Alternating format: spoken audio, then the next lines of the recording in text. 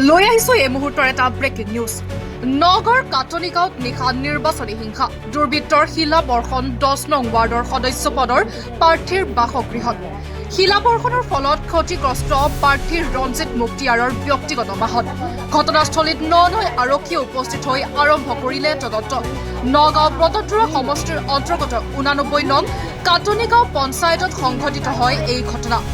আৰু আমি লাইভ আছামৰ দৰ্শকক পুনৰ জনাব বিচাৰিছো যে নগাঁৱৰ কাটনি গাঁৱত নিশা নিৰ্বাচনী হিংসা। দুৰ্বৃত্তৰ শিলাবৰ্ষণ 10 নং ৱাৰ্ডৰ সদস্য পদৰ প্ৰাৰ্থীৰ বাসগৃহত। শিলাবৰ্ষণৰ ফলত ক্ষতিগ্ৰস্ত প্ৰাৰ্থীৰ ৰঞ্জিত মুক্তিয়াৰৰ ব্যক্তিগত বাহন। ঘটনাস্থলীত ননৈ আৰক্ষীয়ে উপস্থিত হৈ আৰম্ভ কৰিলে তদন্ত। নগাঁও বটদ্ৰৱা সমষ্টিৰ অন্তৰ্গত 89 নং কাটনি গাঁও পঞ্চায়তত সংঘটিত হয় এই ঘটনা। আৰু আমি পুনৰ জনাব বিচাৰিছো যে নগাঁৱৰ কাটনি গাঁৱত নিশা নিৰ্বাচনী হিংসা। দুৰ্বৃত্তৰ শিলাবৰ্ষণ 10 নং ৱাৰ্ডৰ সদস্য পদৰ প্ৰাৰ্থীৰ বাসগৃহত।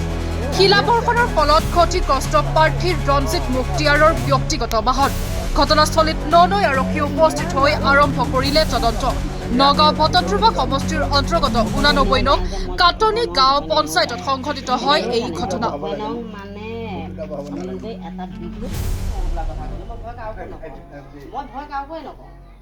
মোৰ নিজৰ মৰ্যাদাত চলা মানুহ আজি বিধৱা মানুহ